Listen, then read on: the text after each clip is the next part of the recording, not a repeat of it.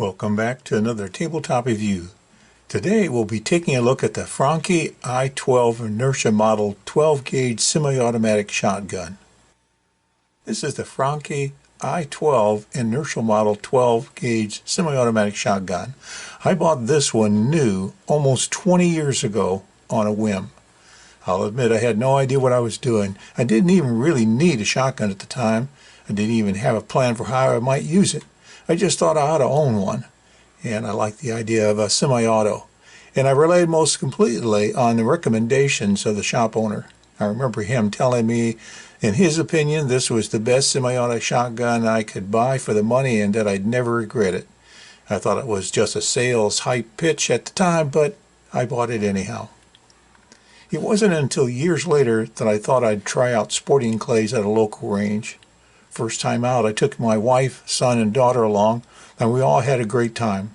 We only had two guns at the time, this 12 gauge semi-automatic Franchi and a 1970s Boito 20 gauge over-under.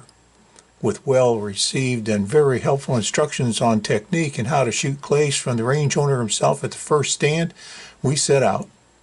We shared the guns and we weren't too concerned about how many clays we broke, but we had a great time.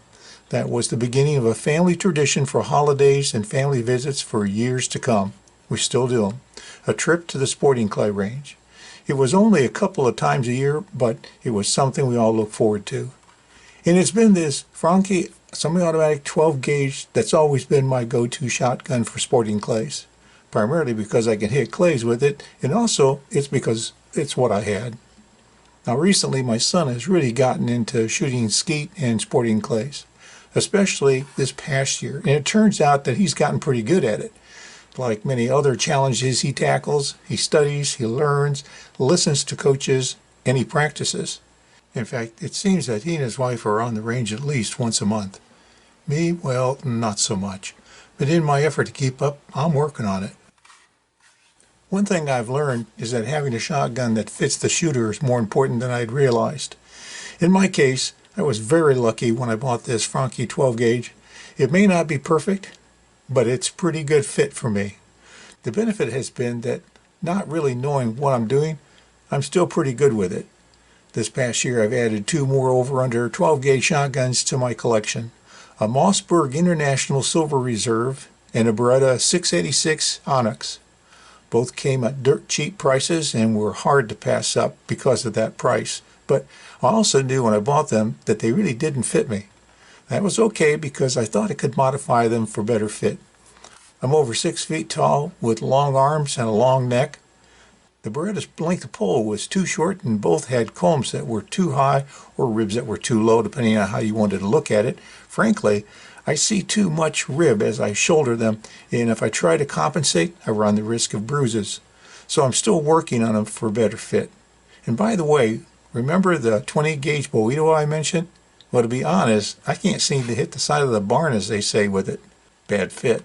And yet my wife and daughter seem to do just fine with it. So I'm back to this 20-year-old Franchi semi-automatic 12 gauge, which just seems to work for me as a result. I like it, but how does it stack up against similar, more modern semi-autos? That's the point behind this review. Now, a few months back, you may recall my review of my son's Winchester SX4 Upland Field 12 gauge. Nice shotgun. You can check out that review on episode 202403 on my playlist. He'd been looking a long time before buying his Winchester.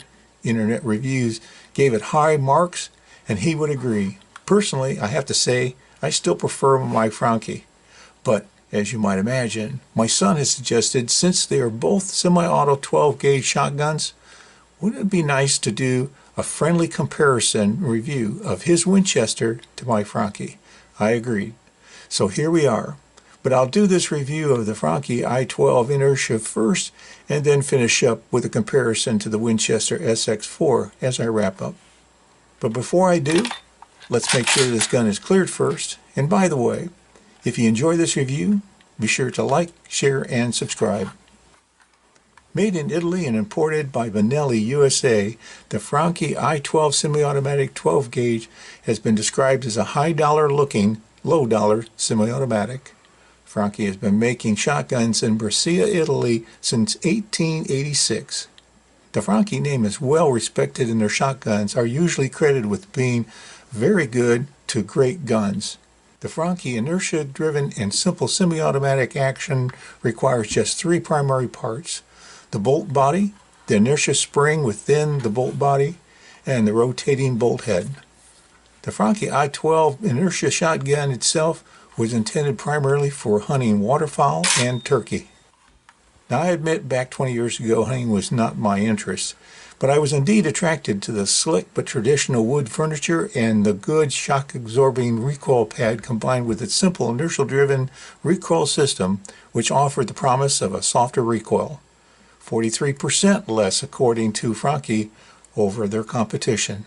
Of course, price was certainly a factor back then, and in the end, I still felt like I was spending more than I should at the time, although comparatively, the Franchi was much less than almost all the other semi-automatic options. Also, Benelli and Franchi brand names suggested I was making a quality purchase. As I said earlier, when I bought this shotgun 20 years ago, I really didn't know what I was doing. Of course, I admit I'm not sure I know all that much more today, but I never really questioned the wisdom of my decision back then and for many years after. At the same time, while the Franchi I-12 looks nice, certainly shoots straight, and handles well enough for me, I never really appreciated it as a good shotgun. What's more, although I've had this gun for quite a few years, I've never had anyone comment that it was a good choice, or even acknowledge that they knew what it was. That's led me to disregard it a bit myself. Of course, if they've shot it, yes, they tend to like it, which I've always found interesting. While doing my research on this Franchi shotgun, I discovered that sadly, it's just one of a long list of good semi-automatic shotguns over the years that never really received the acknowledgement that they probably should have.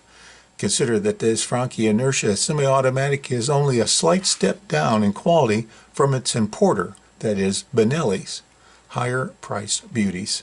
For example, the Franchi I-12 is said to be just a tad more economical version of the Benelli Super Black Eagle. They are certainly very similar in appearance.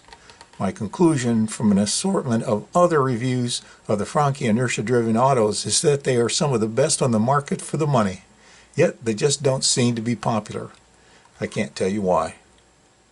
As for Franchi's inertia system, Franchi explains that their inertia system differs from systems that other semi-autos use, where the gas or the initial explosion drives the bolt back.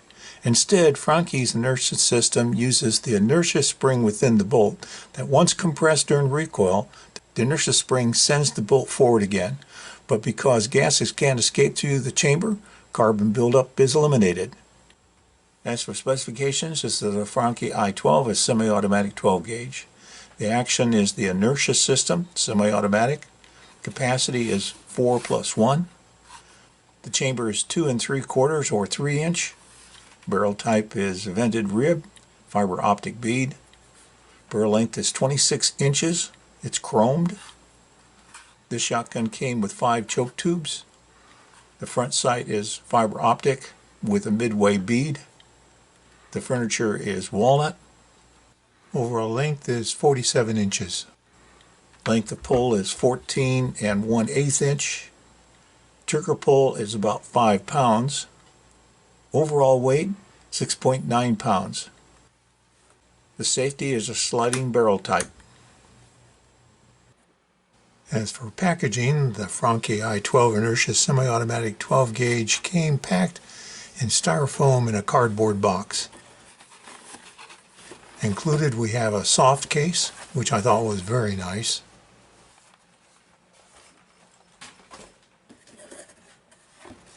We've got a total of 5 choke tubes. There's a choke tool. Here's a set of drop and cast shims. These were very useful. There's even a small bottle of gun oil provided. There's a limiter for the magazine. And of course we have the manual. Not bad. As for range activity, I have 3 sporting clay ranges available to me in my region. The closest is about 45 minutes away, which is not bad, but it's also the most rustic. I can usually expect some of the stands not to work properly, but it's always open and also usually not crowded. The course itself is moderate in difficulty, with most of the presentations coming toward or going away the shooter, and only a couple at a distance. So I tend to stick with the improved cylinder choke tube. I also have been shooting Winchester Super Target 2 3/4 inch, 1,145 feet per second, 1 1/8 ounces of 8-shot shells. Personally, I admit I'm not that great with a shotgun, whether it be skeet or sporting clays. If I break 75%, that's a really good day for me. Both my son and daughter are much better shots, and I know that I have some bad habits and I don't practice enough to overcome them with better technique. As such, I'm certainly not a person to be taking shooting advice from, so I'm not going to offer any. And when it comes down to it, there's not a lot to see when it comes to breaking clay, so I don't usually try to film my shotgun range activities. It takes 2 people, and it's hard to get camera shots where you can actually see the clays being hit. I need better cameras. However, my daughter and I were able to catch a few while using the Franchi this last fall. Pull.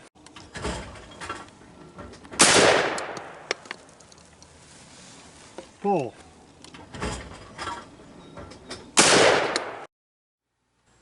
As for pros and cons, you'd think I'd have a long list of pros and cons by now, given how long I've owned this gun, but I don't. The only functional problems I've ever had with this gun is the occasional failure to eject a shell. When I bought it, that was the warning I was given by the shop owner. I was told it needed to be broke in. But it was the promise of the inertia system softer recoil that was my first disappointment with this shotgun. In fact, I'd say it's about the same as my Beretta 686 Onyx over-under, for example, which I'm told has a reputation for having a harsh recoil. Also, the length of pull at 14 1/8 inch is just too short for my liking, and the odd shoulder pad configuration makes the idea of adjusting that highly unlikely. Otherwise, it's quick, accurate, functional, reliable, easy to maintain, and although not a soft shooter, it's not totally uncomfortable to shoot either. Other reviews that I've read have mentioned occasional problems with cycling shells and the tendency to lose the charging handle. I've never had a problem with the charging handle, and problems with cycling shells has decreased over the years as the shotgun has gotten broken in.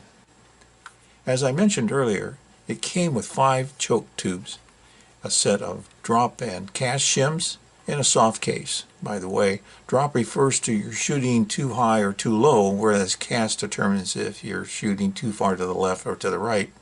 The chokes provided are full, improved modified, improved cylinder, and cylinder. And I'll admit that while I thought it was a lot of money back then, I can see for what it costs, it was a pretty good deal. Finally, the fit and finish have held up very well, and I still like its looks. For disassembly, check that the firearm is cleared. Push the cartridge stop lever. Pull the charging handle fully back to lock the action open. This will cock the hammer. Pull the bolt handle off the bolt. Unscrew the retaining magazine cap and remove from the magazine tube. Pull the barrel fore-end assembly forward and off the magazine tube. And pull the fore-end out from the barrel ring to separate. Press the carrier release button and release the bolt forward on its guides until out of the receiver.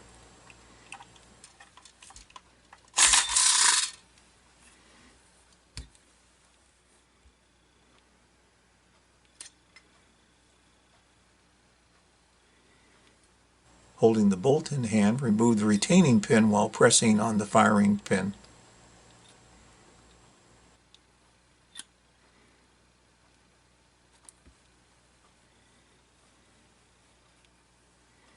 Remove the firing pin and the firing pin spring from the bolt. Remove the locking head pin from the bolt. Pull the locking head from the bolt body. Remove the inertia spring from the bolt.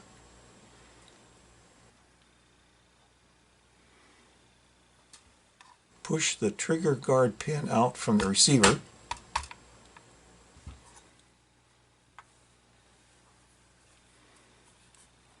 Press the bolt release and rotate the trigger assembly out from the receiver.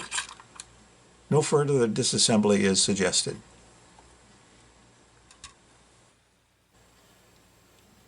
Reassembly will be the same steps in reverse, beginning with the reinstalling the trigger group. With the hammer still cocked, press the bolt release and insert the assembly, rear first. Push the trigger guard into the receiver and return the trigger guard pin.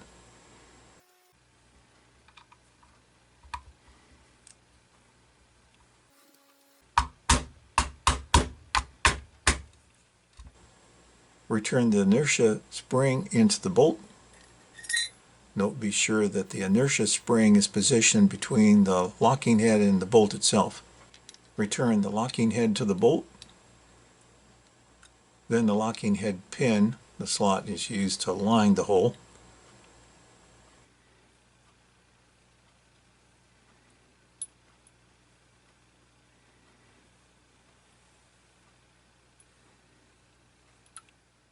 Return the firing pin and the firing pin spring and press in.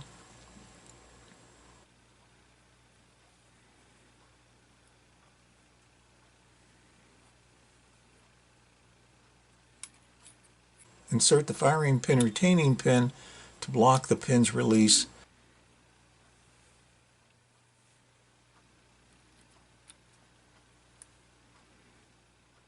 And check that the gun pin is visible.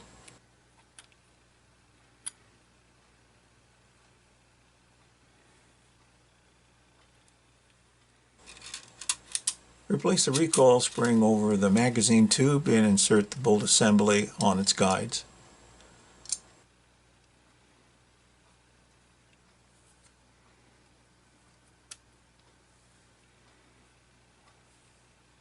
Slide the action bar assembly over the magazine tube and into the assembly.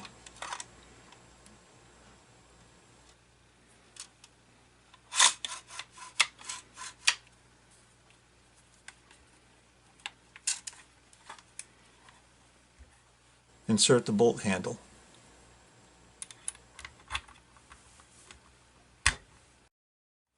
Pull the bolt lever until it locks in place. Press the cartridge release lever if it won't stay. Reassemble the fore end onto the barrel assembly.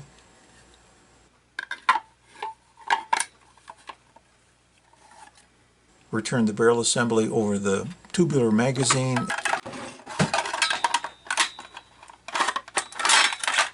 and secure with the retaining cap. Close the bolt by pressing the carrier release button and test for function.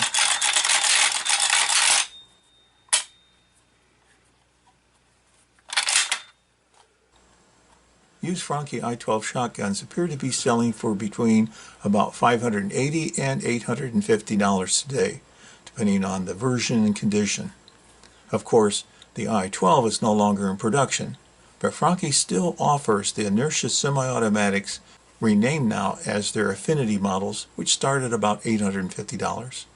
From what I can tell, the Affinity Models are very similar to the older I-12 models according to the specifications and their appearance.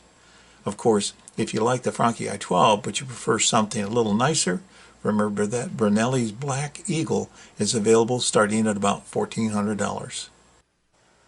Now, I said I'd do a comparison of my Franchi I-12 to my son's Winchester SX4, and so here it is.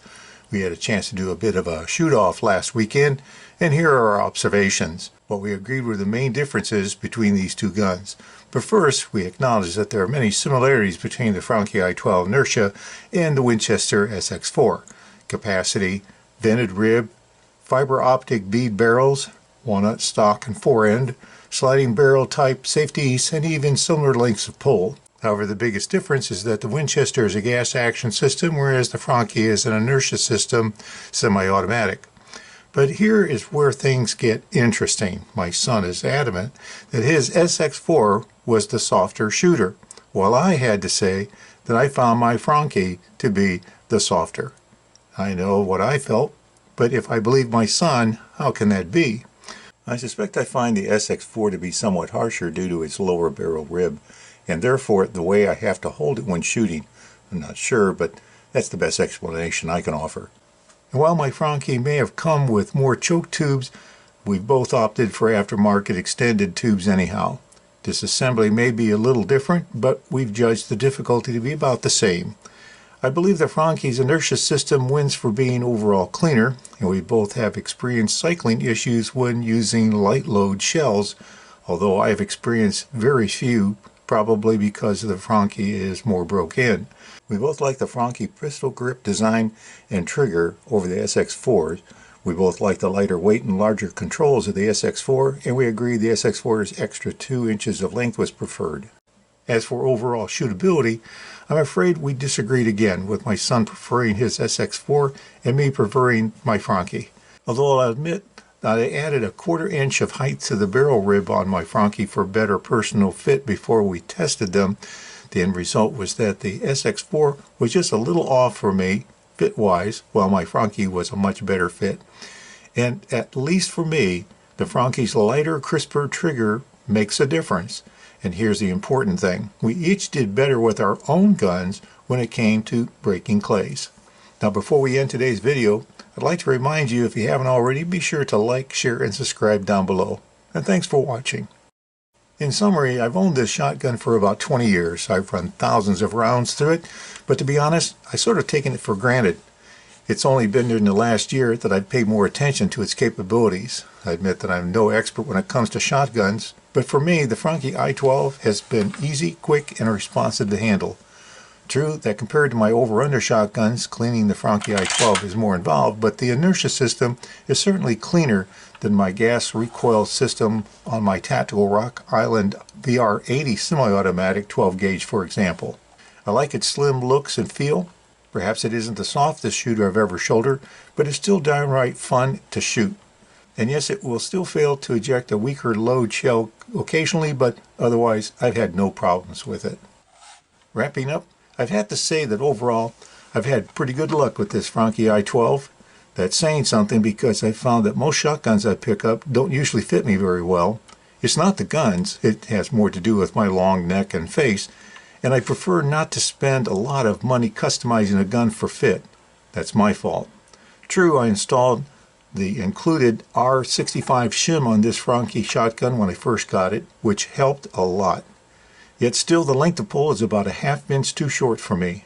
Unfortunately, the Franchi gel insert shoulder pad is a cutout design, so adjusting the length of pull would require quite a bit of stock work. Probably not going to happen. More importantly, I had a 1/4 inch aluminum rib to raise the sighting height on this gun, which has made a huge comfort and performance difference for me.